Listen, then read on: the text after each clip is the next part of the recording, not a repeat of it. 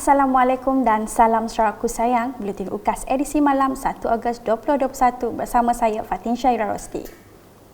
Berita utama. Tema sambutan Hari Bandaraya Kuching ke-33 iaitu transformasi digital ke arah membentuk Bandaraya Kuching pintar adalah selaras dengan hasrat Kerajaan Sarawak untuk menjadikan Sarawak maju pada tahun 2030.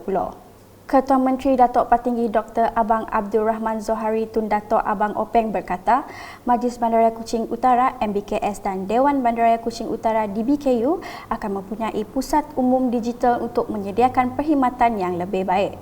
Menurut beliau, pusat umum digital ini akan dihubungkan dengan pusat umum digital negeri yang terdapat di Baitul Makmur 2. Ini bermakna there will be interfacing as well as change of information between the local authority as well as the state digital command center.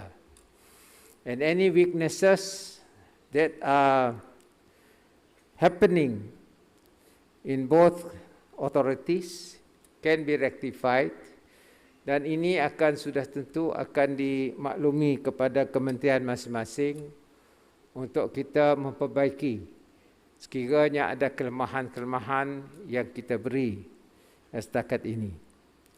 Beliau berkata demikian semasa berucap dalam Majlis Hari Bandaraya Kuching yang ke-33 di Dewan Undangan Negeri Dun Sarawak pada Ahad.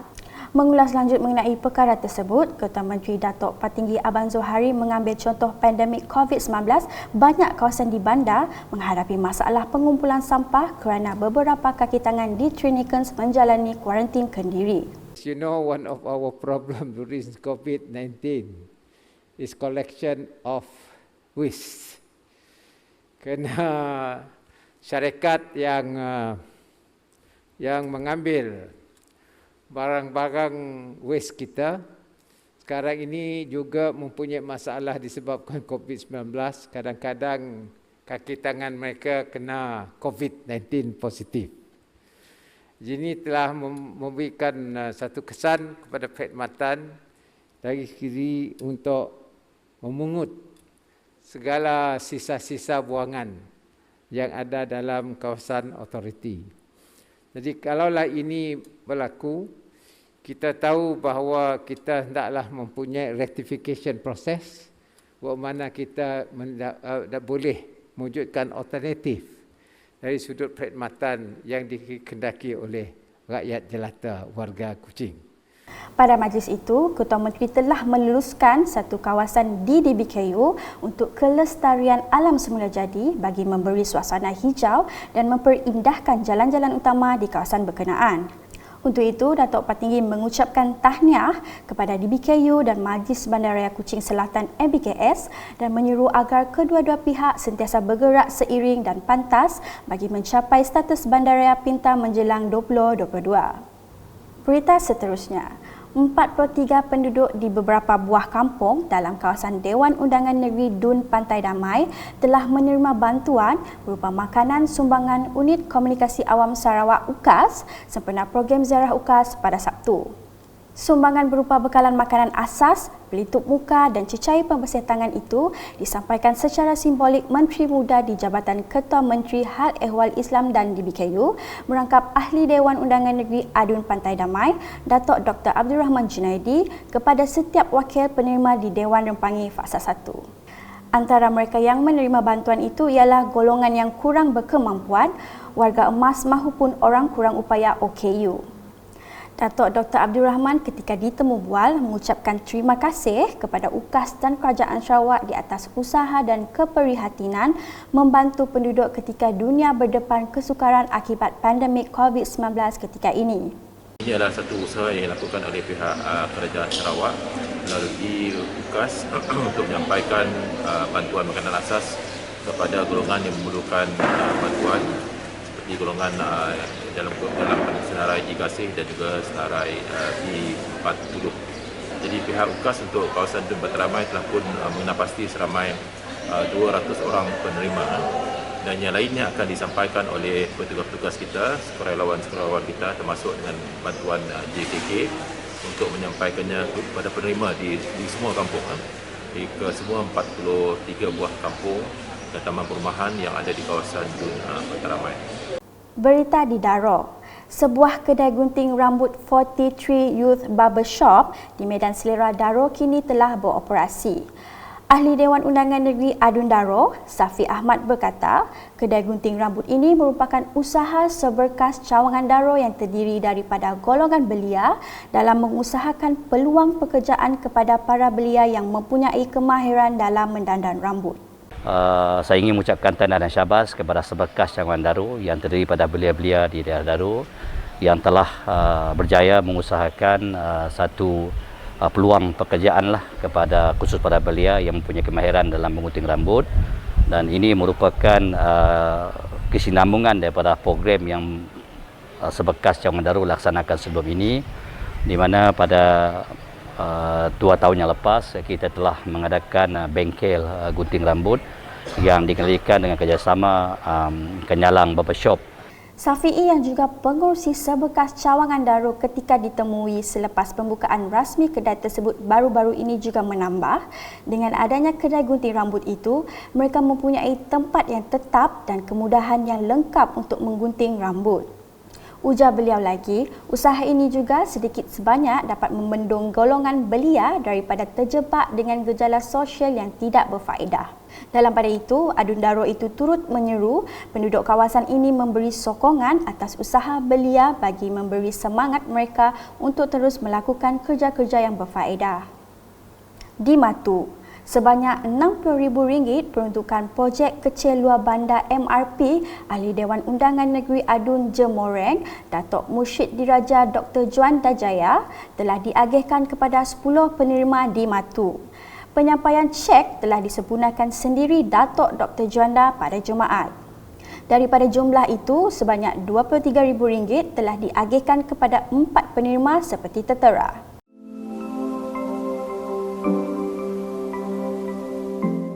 Manakala baki RM37,000 diagihkan kepada 6 lagi penerima seperti berikut.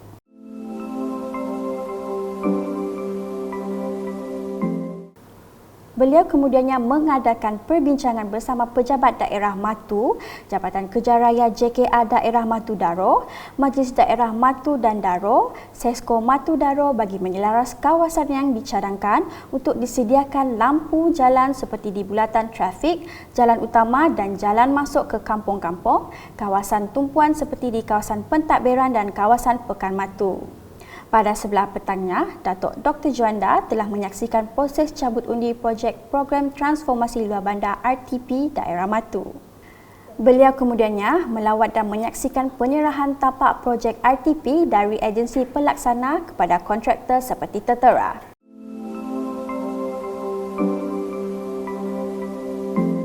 Laporan selanjutnya. Projek pembinaan Masjid Daerah Daro merupakan projek yang dinanti-nantikan masyarakat Islam di daerah ini. Ahli Dewan Undangan Negeri Adun Daro, Safi'i Ahmad selepas melakukan lawatan ke masjid tersebut pada Khamis memberitahu projek tersebut akan siap sepenuhnya dalam masa 2 bulan. Ujarnya, apabila siap masjid itu nanti, ia akan memberi keselesaan dan boleh menampung lebih ramai jemaah berbanding masjid yang dimiliki sekarang.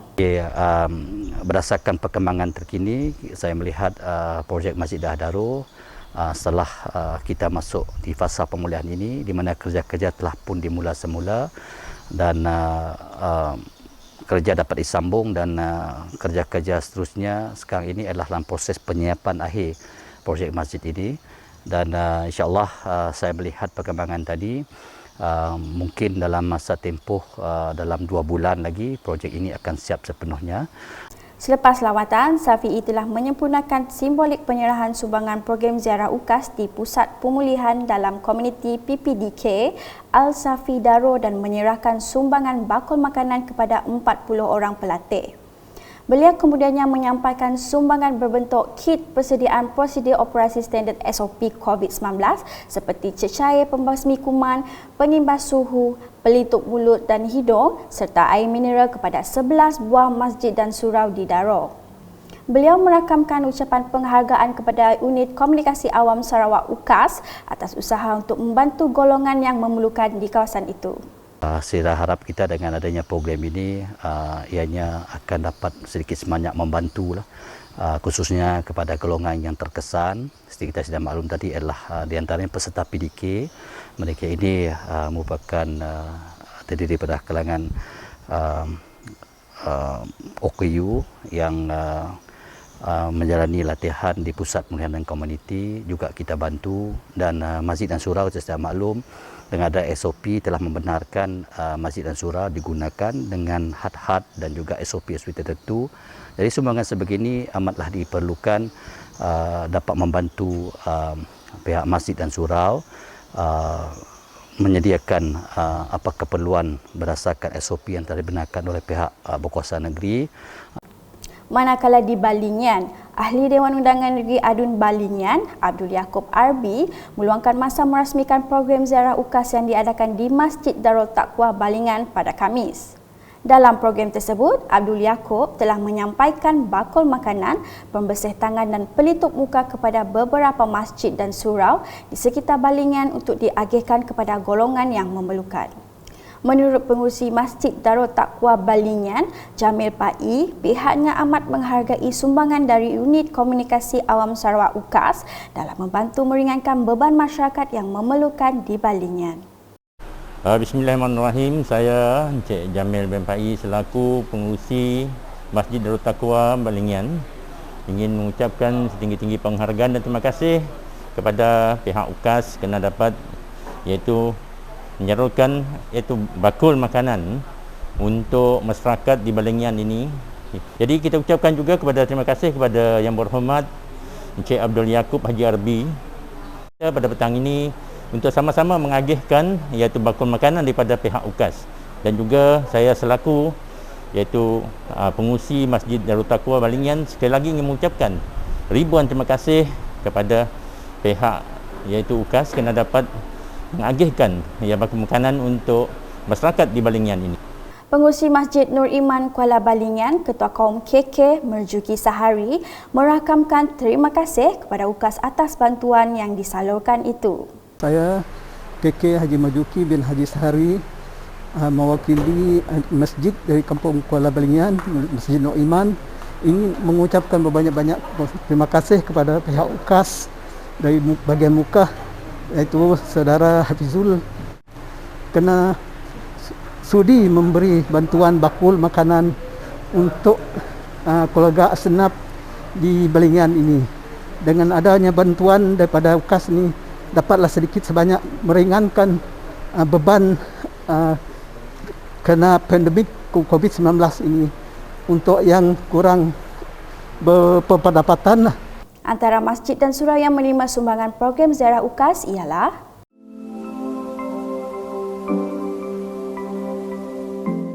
di Lundu. Seramai 660 orang penduduk di daerah Lundu melibatkan 13 buah kampung di zon Batangkayan dan zon Sebandi telah melengkapkan suntikan vaksin COVID-19 dos kedua di Pusat Pemberian Vaksin PPV Stungkor.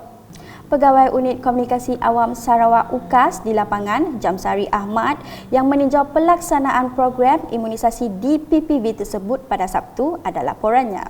Kita berada di Klinik Kesihatan Stungkor, dan untuk makluman, pada hari ini merupakan hari terakhir bagi Klinik Kesihatan Stungkor ini untuk menjalankan vaksin, dan setakat jam 11 pagi ini hanya tinggal 70 orang saja lagi untuk mendapatkan vaksin mereka, dan kita mengharapkan agar 70 orang ini akan dapat datang untuk mendapatkan vaksin mereka di Klinik Kesihatan Stungkor ini.